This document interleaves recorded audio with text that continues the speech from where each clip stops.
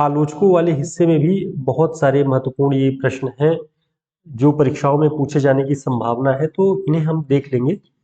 इससे क्या होगा कि रिवाइज भी होगा और जो प्रश्न हमारे गलत हो रहे होंगे तो उसमें हम देख भी पाएंगे कि क्या चीजें हैं जो छूट जाती हैं जिनकी वजह से ये प्रश्न गलत हो रहे हैं। ठीक है, तो देखते हैं पहले हम कुछ प्रश्न जो हमारे हैं। जैसे इसमें पहला प्रश्न था, पहला प्रश्न है आचार्य रामचंद्र शुक्ल की आलोचना पद्धति के अनुवर्ती आलोचक निम्न में से कौन नहीं है।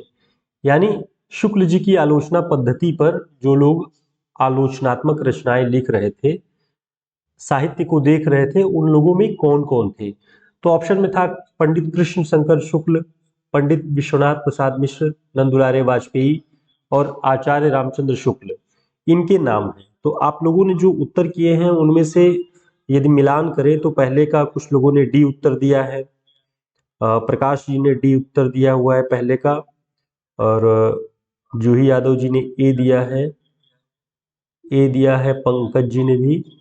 तो ध्यान रखेंगे उनके अनुवर्ती आलोचक कौन नहीं है पूछा जा रहा है। तो ध्यान रखेंगे जो अनुवर्ती आलोचकों में नाम आता है पंडित कृष्ण शंकर शुक्ल, ये उनके अनुवर्ती आलोचक के रूप में है। विश्वनाथ प्रसाद मिश्र ये भी अनुवर्ती आलोचक के रूप में है। शुक्ल जी उस परंपरा में है ही, ये पूरा एक गुट है। हमने बात की थी शुक्लोत्तर समीक्षा में आता है नाम नंदुलारे वाजपेयी जी का, तो नंदुलारे वाजपेयी उनके अनुवर्ती आलोचक में न होकर शुक्लोत्तर समीक्षा के अंतर्गत है।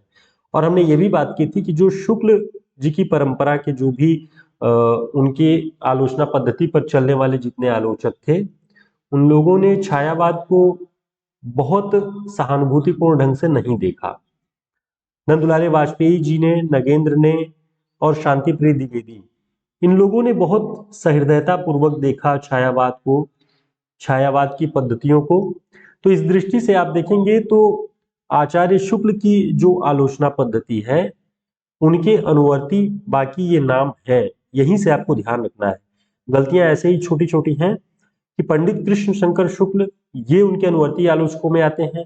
विश्वनाथ प्रसाद मिश्र, ये शुक्ल जी ने एक बार कहा कि किन्हीं कारणों से रीतिकाल को श्रृंगार काल कहा जा सकता है, इन्होंने उसमें पूरी की पूरी पुस्तक ही लिख डाली है। ठीक है, तो ये उनकी परंपरा के हैं, लेकिन नंदुलारे वाजपेयी जी शुक्लोत्तर समीक्षा के हैं, इसे ध्यान रखेंगे। दूसरा प्रश्न है प्रभाववादी समीक्षा के पक्षधर आलोचक कौन है। प्रभाववादी इंप्रेशनिस्ट क्रिटिसिज्म की बात हम लोग जो कर रहे थे, तो उसके पक्षधर आलोचक कौन है। तो प्रकाश जी ने बताया है, दूसरे का डी जूही जी ने बताया है और पंकज जी ने बताया है डी। तो सही है, ध्यान रखेंगे शांति प्रिय द्विवेदी जी का नाम आता है प्रभाववादी समीक्षा के रूप में, उनके जनक के रूप में भी इनका नाम आता है कि प्रभाववादी समीक्षा को चलन में लाने वाले कौन थे। तो शांति प्रिय द्विवेदी जी थे, इसे ध्यान रखेंगे। तीसरा प्रश्न था हमारा कि अपनी आलोचनात्मक जो दृष्टि है उसमें मानवतावादी दृष्टिकोण को स्थान देने वाले कौन है, कौन आलोचक हैं जिन्होंने अपनी आलोचनात्मक कृतियों में मानवतावाद को सर्वोपरि रखा हुआ है। तो ऑप्शन में अज्ञेय का नाम है विश्वनाथ प्रसाद मिश्र, हजारी प्रसाद द्विवेदी, नंदुलारे वाजपेयी। तो तीसरे का उत्तर क्या सही होना चाहिए। तीसरे का उत्तर सही होना चाहिए हजारी प्रसाद द्विवेदी। ऐतिहासिक और सांस्कृतिक दृष्टिकोण के साथ इन सभी के साथ उन्होंने मानवतावाद को सर्वोपरि रखा है। तो आप में से जिन लोगों ने तीसरे का सी लिखा है वो सही लिखा है, हजारी प्रसाद द्विवेदी इसका उत्तर होगा।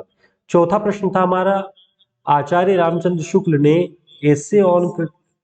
एसे ऑन इमेजिनेशन का अनुवाद कल्पना का आनंद नाम से कितने वर्ष की आयु में किया था।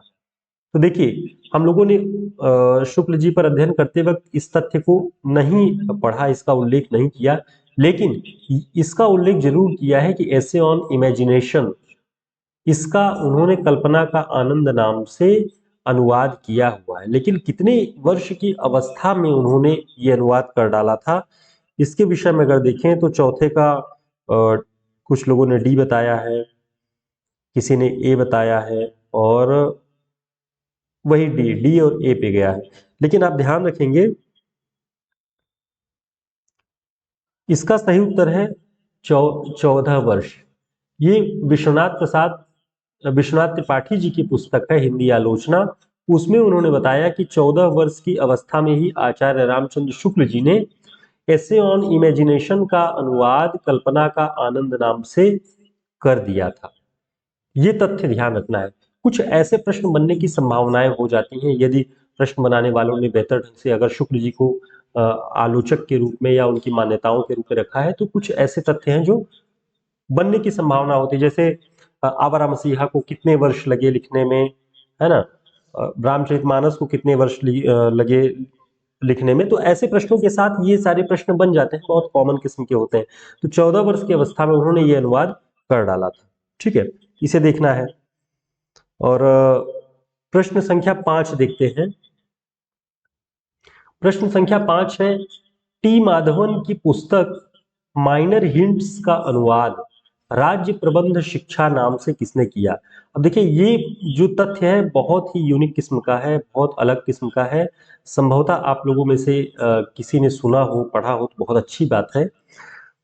इसका जो उत्तर है 5वें का बी माना है, कुछ लोगों ने 5वें का सी माना है, कुछ लोगों ने, और बाकी 5वें का सी और 5वें का ए, यानी अलग अलग तरीके से माना है। जिन्होंने सी माना है वो सही माना है। आचार्य रामचंद्र शुक्ल जी ने टी माधवन की पुस्तक माइनर हिंट्स का अनुवाद राज्य प्रबंध शिक्षा नाम से किया हुआ है।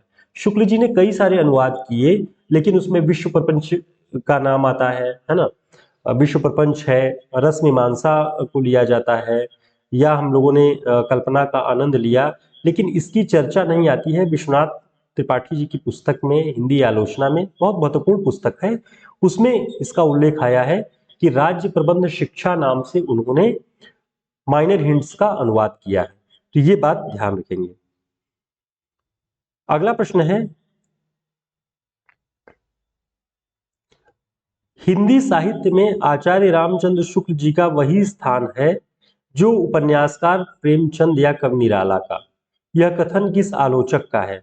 ऑप्शन, नामवर सिंह, रामविलास शर्मा, गोपाल राय, अमृत राय। तो इसका सही उत्तर क्या है।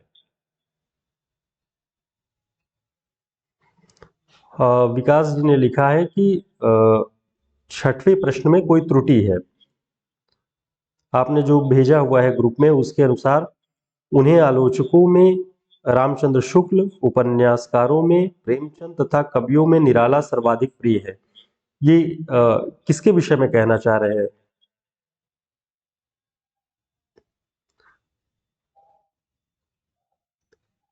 विकास जी जुड़े हैं, अगर बताएं तो आप क्या कहना चाह रहे हैं, ये इसका क्या त्रुटि इसमें आपको प्रतीत हो रहा है।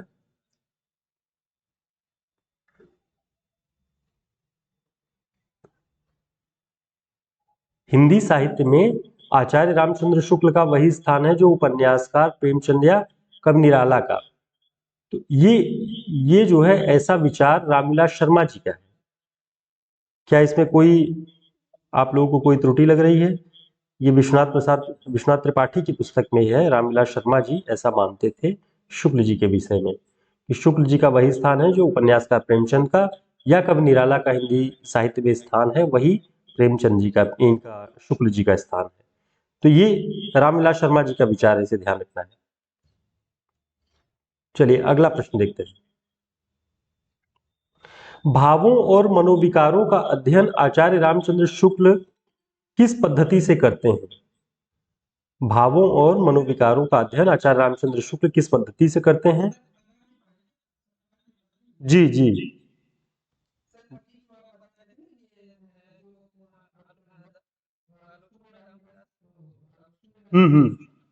जी। हम्म हम्म।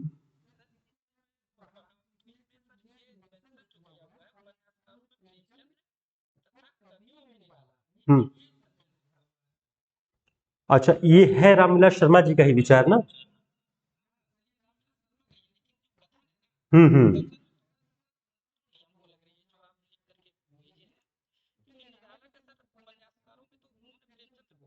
नहीं नहीं, आप इसमें अगर ध्यान से देखें, हिंदी साहित्य में आचार्य शुक्ल जी का वही स्थान है जो उपन्यासकार प्रेमचंद या कवि निराला का। इसमें हाँ, दोनों के सामने स्पष्ट है कि कवि निराला, उपन्यासकार प्रेमचंद, वैसे ही हिंदी साहित्य में आचार्य रामचंद्र शुक्ल। हाँ, मतलब स्पष्टता वही है कि यानी विधाओं को बता के उन्होंने कहा है कि हूबहू कथन संभवतः न हो, लेकिन ये विचार रामविलास शर्मा जी के हैं कि हिंदी साहित्य में इनका स्थान वही है जो उपन्यासकार के रूप में प्रेमचंद जी का और कवियों के रूप में निराला जी का है। ठीक है। हाँ हाँ, हो सकता है संभवतः हूबहू कथन न हो, ये विश्वनाथ त्रिपाठी जी की पुस्तक में ये तथ्य था शुक्ल जी के विषय में, तो ये बताया है उन्होंने कि ऐसा रामविलास शर्मा जी मानते हैं। ठीक है।